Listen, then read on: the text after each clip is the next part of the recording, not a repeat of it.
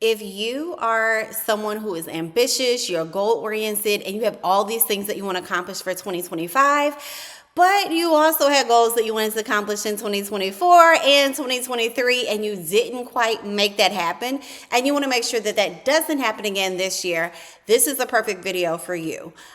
In this video, I'm going to be breaking down why people tend to set goals but not actually execute them, and so they end up having the same goals year after year after year. But then more importantly, I'm going to break down 4 easy steps that actually help you set those goals and make them much more easier for you to accomplish.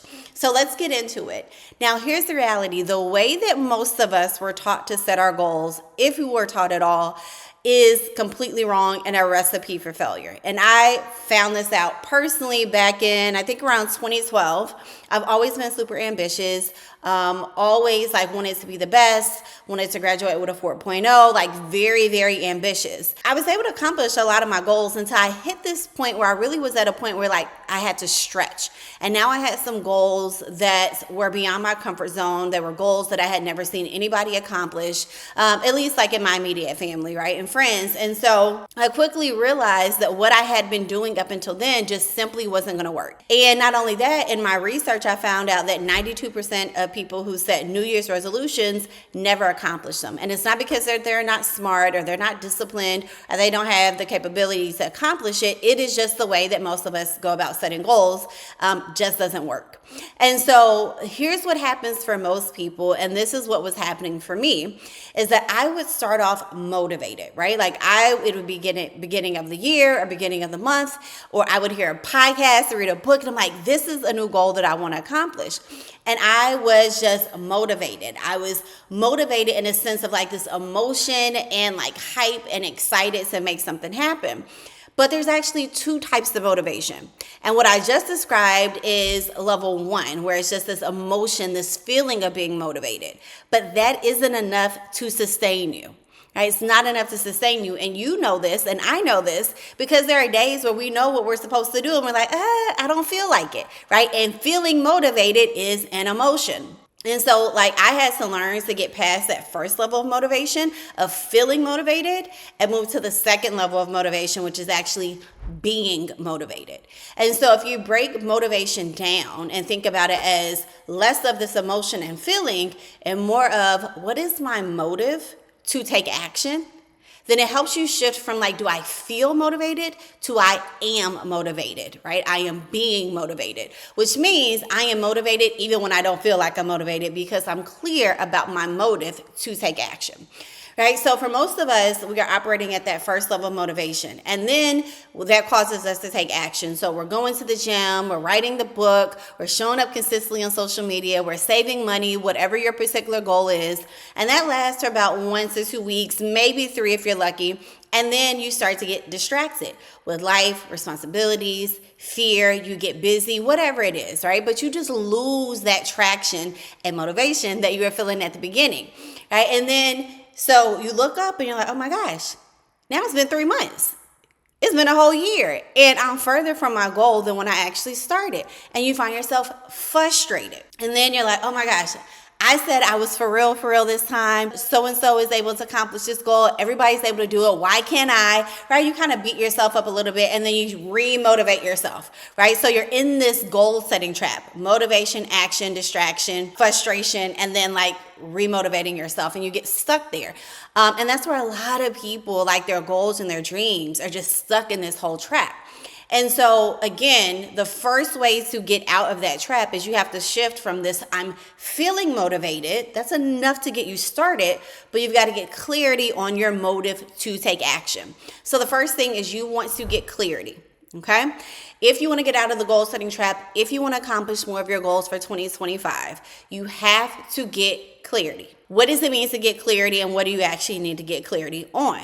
I'm glad you asked, right? The first thing that you want to get clear on is, what is your vision? When you think about your life, 3 to 5 years from now, what does that actually look like? Okay.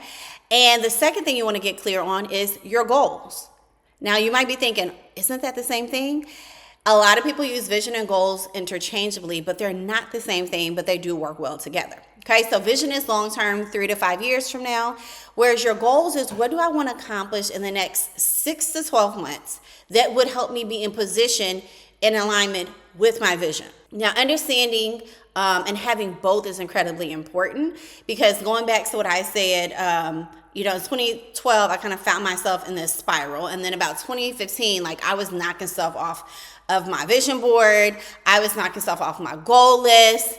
And I still felt this feeling of like, I just don't feel fulfilled. And then I felt guilty because I had all the trappings of success, the job, the husband, the car, the house, all of that stuff, the degrees, but I didn't feel successful.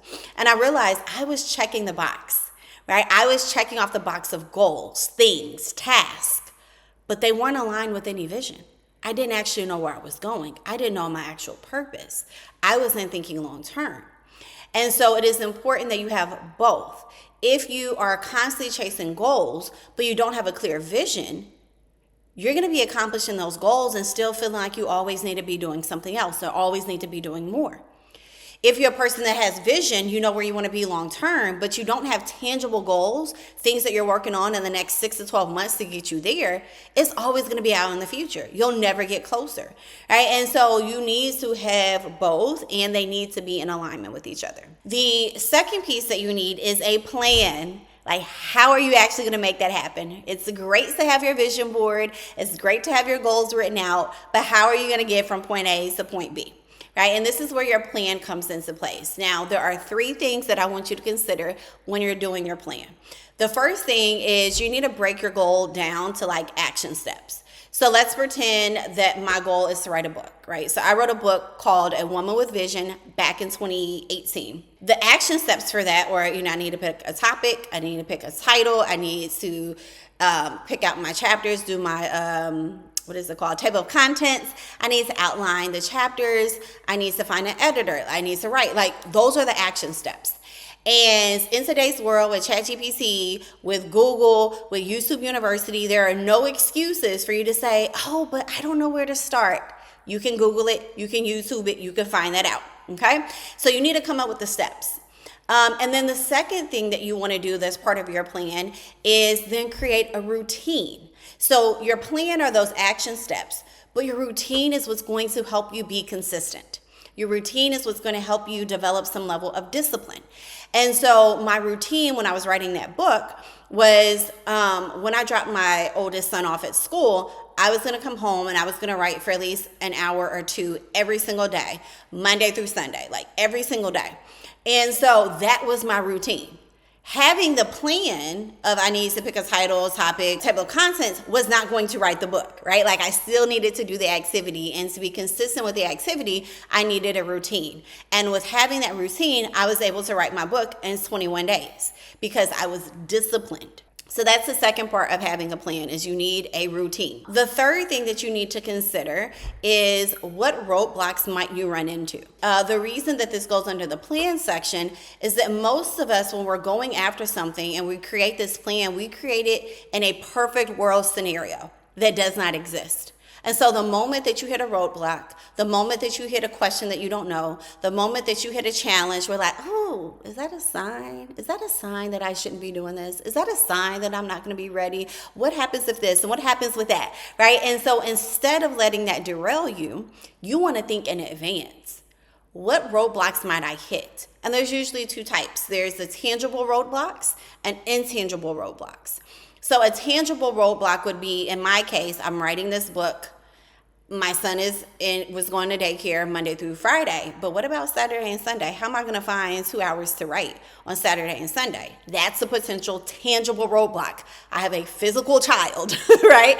So I had to go to my husband and say, hey, my goal is to write this book in 30 days. Monday through Friday, I'm good. But on the weekends, I'm going to need your support from this time to this time. Okay, so that was a tangible roadblock. A intangible roadblock could be my fear, or procrastination, or imposter syndrome, or insecurity, or any of those kind of mindset roadblocks. What I would encourage you to do, especially if this is a goal that you have tried to accomplish before, that's actually really a good thing, because you have some data, you have some history, and you can go back and say, okay, in the past, when I tried to accomplish this goal, when I tried to write that book, when I tried to start that business, when I tried to be consistent, when I tried to launch that YouTube channel, right? When I tried to do whatever, what got in my way? And then now you take those roadblocks and say, okay, knowing that, let me not ignore that and act like it doesn't exist. How can I leverage that history to help me be more successful this time?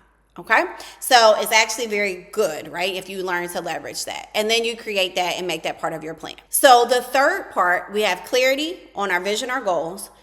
We have our plan where we've broken down our action steps and we've created a routine and we've taken any potential roadblocks and made them and built them into our plan so that we can get around those obstacles. Now we're at the third part where we need to think about our mindset, right? And so by nature, when you are going after a goal, these are things that you have to grow into. And this was very hard for me to understand, especially as someone that's very ambitious. And I think a lot of people don't think about this, but by nature, your goals are bigger than your current mindset. And so when you think about your mindset, another way to think about this is like your beliefs, aka mindset, determine your behaviors or drive your behaviors, and your behaviors determine your outcomes, aka goals. So what does this mean? This means like when you try to accomplish a goal that you've never accomplished before, what we often try to do is change our behavior, right? I'm gonna work really hard to work out and eat healthy or save money or whatever, and we're able to do that for a shorter period of time, but we're not able to sustain it. Part of that is because we don't have a routine, but the other part of that is that we haven't actually changed our mindset. So we're trying to accomplish a new goal with an old mindset. And your mindset will always win because your mindset determines your behaviors and your behaviors determine your outcome, right? So let's make this very practical. I currently have a multi-six-figure business. My goal is to grow that into a seven-figure business. The beliefs that I have now with a multi-six-figure business are not the beliefs nor the behaviors that are going to get me to the outcome that I'm going after, which is a seven-figure business. I have to change my belief system. I have to change my behaviors in order to get that outcome. And here's the challenge that a lot of people have, is that we think once we get to that goal, that then we can have those behaviors and those beliefs. But the reality is we have to change those beliefs and behaviors in order to get to that outcome. So for me, I'm already having to think, what are the beliefs and behaviors that have gotten me to this point that won't serve me at a seven-figure business? One of those beliefs, just in full transparency, is that I've got to do it all. Wanting to have control, not wanting to outsource, having to nitpick and have my hands in everything. Well, that's not going to get me to seven figures, because at seven figures, I'm going to need support in my house and in my business. And so I've had to change that belief that, L'Oreal, you have to do everything in order for it to be right. No, that's not going to serve me. I have to say, okay, I need to build a team so that I can leverage my expertise and I can really stay in my zone of genius, and you get more done with help. Right? Like I want to have a successful business, but not be burnt out. Right? So then that means I have to change my behaviors. That means I need to create standard operating procedures. That means that I need to be able to outsource to people. It means that I've got to spend 80% of my time in my zone of genius in order to get that outcome. Right? So think about for yourself, what are some beliefs you're going to have to change? And what are some behaviors you're going to have to change in order to get the outcome that you're looking for? And how can you adopt those beliefs and behaviors now? Now, you might be thinking like, I don't know what those beliefs are. I don't know what those behaviors are. ChatGPT can help you. Not only that, is that you can look at someone who's already doing what you're doing or what you want to do. Right? So if you want to write a book, look at people who have already written books. What did they say that they did? If you want to become financially independent, right, and you want to build up like this financial nest egg and become wealthy, there are plenty of resources to find out what are the beliefs and behaviors those people had. And now you got to adopt them now. Right? So that's step number 3. Step number 4 is then you've got to execute. Right? This is where we've got to move from planning to executing, right? From getting ready to get ready to actually doing the thing. And then having that routine in place will help you be disciplined, will help you be consistent. And then not only just having the routine, also really understanding your vision and goals, right? Because now we're just not motivated by emotion. We are clear on what our motive is to take action. All right, so I know that was a lot of information, but you want to get crystal clear on your vision and goals. Number 2 is that you want to create a plan by breaking those down to action steps and creating routine. You also want to think about any roadblocks that have kept you from succeeding in this goal before, or that might, if this is a brand new goal, might get in your way. And then you want to incorporate that into your plan. You want to elevate your mindset to be in alignment with the goal that you're trying to accomplish now, so you can act as if. And then lastly, you want to execute. And as you are executing, celebrate your wins. Get your lessons learned. Be patient with yourself and give yourself some grace, and know that it is a process, right? We are not looking for perfection. If you need additional help, there are 2 resources that I have available for you. One is my book, A Woman with Vision. You can find it on Amazon, so it's available anywhere. And that will walk you through these 4 steps. The other resource for you is my ultimate goal setting guide. And in this goal setting guide, it will help you say, here's the goal, here's the action plan, here's the mindset, and really break everything down for you so that you have a template and a guide to really hold yourself accountable. So if you want to take advantage of those 2 resources, I will link those in the comment. And I would love to know, what is your big goal that you're going after for 2025? And what's one thing that you're able to implement from this video? All right, much success, and I'll see you in the next video.